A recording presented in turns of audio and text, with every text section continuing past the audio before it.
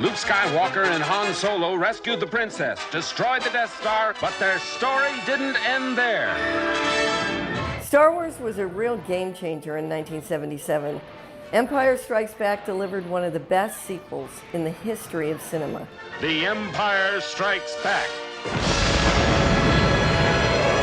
When I was a kid, the idea of a sequel wasn't a foregone conclusion. My mind was blown that the story was even continuing. You don't have to do this to impress me. I think it's a movie where you can go as far as you want in terms of your imagination. And yet, it always stays grounded, it always stays human. Nothing to worry about. We go way back, Lando. It's one of the best follow-up movies in the history of film.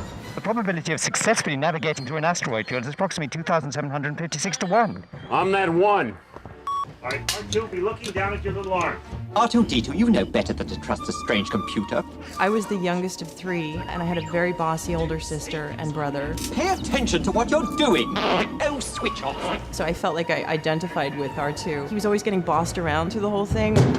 So when he fixed the hyperdrive, I felt very vindicated. I sort of felt like that was my place in my family, the smart one that nobody was ever paying attention to. You did it! 40B, take one, cameras A and B. One of my favorite things about the film is Mark Hamill's performance, which I think is just so pitch perfect. He's confronting the darker parts of his personality. We see that fear and anger and frustration and impatience. It's really kind of astounding. Okay. And it's doubly impressive if you think that most of the time he's acting with a puppet. Yeah, that's good. Good. My favourite moment is on Dagobah, when Luke is trying to bring his X-Wing out of the swamp. Slowly, going down. You sense something's wrong. Open your eyes. You see Luke get a little angry at Yoda in the scene too, you know. Why are you asking this of me? I can't do it. Do or do not. If you're trying, you're holding back. There's self-doubt in there and fear. If you're doing something and you give it everything you have, chances are you'll succeed. And Yoda, with his 3 little fingers, brings the thing out of the swamp. But not only just brings it up to the surface, out of the water. And Luke, what does Luke say? I don't believe it. I don't believe it. That is why you fail. That, for me, is the best moment in the film. That's a message I can take with me throughout my life.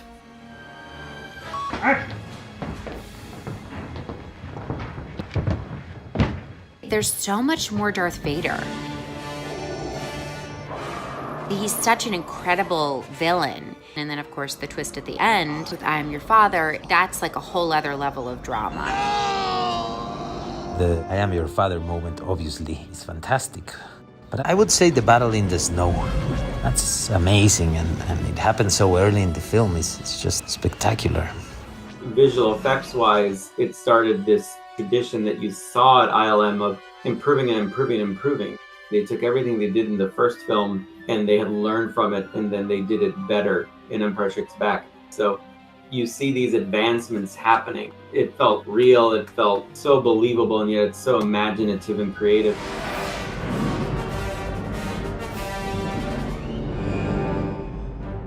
The Empire Strikes Back is a very challenging film for audiences. None of the characters that you're following actually succeed in any possible way, you know? It's very dark and intense. But alongside this darkness is incredible fun, incredible adventure, some of the funniest lines. Laugh it up, fuzzball. Which can feel rather light. Yes, Your Highnesses. 15E, take 13. Han, we need you. What? Out! And what precisely am I supposed to know? That was good. That was good. We need the levity to bring greater depth to the peril. So it's a wonderful concert of light and dark, as Star Wars should be. Once you start down the dark path, forever will it dominate your destiny. Children don't really get to work through what it's like to have good and bad existing in the same body. This moment occurring in Star Wars truly emblazoned itself on my psyche. What are you willing to sacrifice of yourself? Come with me. It is the only way. The lighting, I think, is great on that. Yeah. And I think that's going to look real good. The story elements are deep, universal, awe-inspiring, and once again, daring. Through Star Wars, George Lucas has inspired a generation of filmmakers today.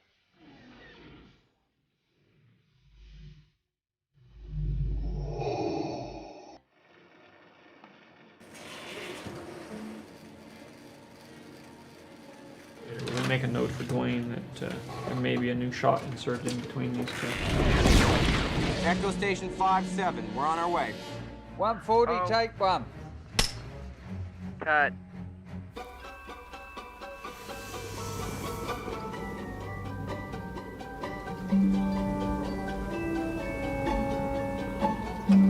Are those your real movie boots? No. You know, 3 years later, everybody comes back to work, and everybody's sort of more enthusiastic than they were the first time. The first time, everybody was very confused by the whole thing and didn't know what they were up against. Now they had a better picture of what it was we were making. You know, it was fun to get started again. We're going to the Dagobah system. I was particularly disconcerted that R2 had gotten off with Luke Skywalker. But they'd given 3PO Han Solo to deal with. Well, of course I'll have to replace it. Chewie! And brought out a quality in 3PO of disdain. Chewie, take the professor in the back and plug him into the hyperdrive. He couldn't quite understand human behavior, especially coming from Han Solo. Really terrible. Really terrible. Okay. 289J, take 8.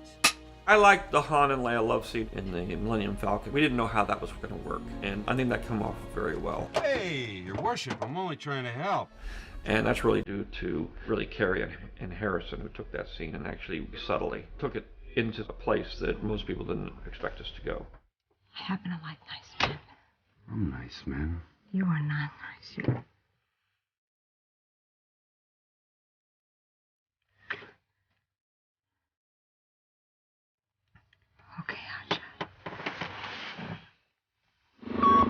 I like it here. I like these snowcats. No, I'm only up here to irritate the crew. Carrie was very funny and kept everybody entertained. Yeah, great, great. He was able to boss those guys around without looking silly. You're talking to them, you're talking to them, you're talking to the others as you're walking around. Okay. The large transports from the city building. That came through, and that was the important part of her character, was the fact that she was the boss. And she was also shorter than everybody else. But she handled that great. Don't touch anything! Problems? Thanks for your concern. Aren't you afraid the Empire's gonna find out about this little imp? I always saw him as a heroic figure. Even though people fell in love with the characters prior to Lando entering the picture, they could not deny Lando. Lando was too charming and too lovely and too wonderful. I wanted to make him bigger than life, swashbuckling, even though he was a bit of a rogue and dubious. How you doing, you? It's a credit to Billy Dee Williams and to Harrison that when they meet, you believe that they have an old relationship. You believe that they don't quite trust each other. And yet, you also believe, even though Lando betrays Han, that he didn't want to, that he feels real misgivings. I had no choice. They arrived just before you did. I'm sorry. I'm sorry, too. And Han is not ready to hear that just before he's put into carbonite. Good!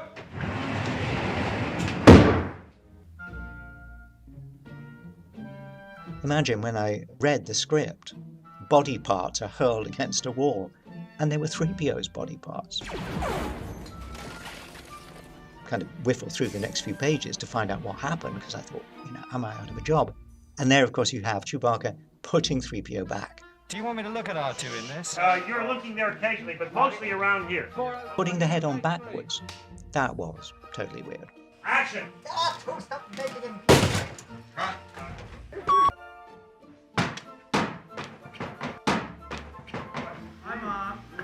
This was the most physically taxing of all the films because of the lightsaber duels.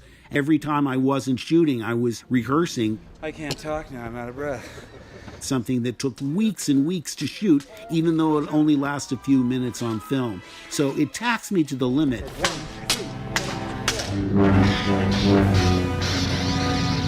For Mark, he started out as just a farm kid, you know, who was very naive and didn't quite know what was going on. This one, he's becoming a hero. He gets thrown a lot of stuff, not the most important of all is the fact that he was fighting his father. 398M, take 1, A&B When I read the script, it was so unexpected. Usually when you do a sequel, they want to just repeat the experience. And, you know, that would mean that the second film would end with exhilaration and triumph.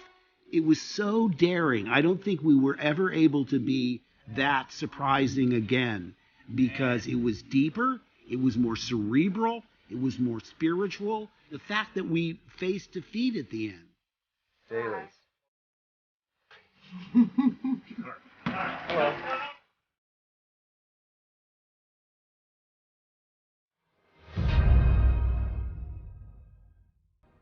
Hi guys, here's today's Daily Fact. Many directors are willing to go to any length to make their horror movies more realistic. But for world-famous The Blair Witch Project, everyday cast members had to find hidden, vague notes for the story and not reveal them to the other members of cast, then improvising most of their dialogue.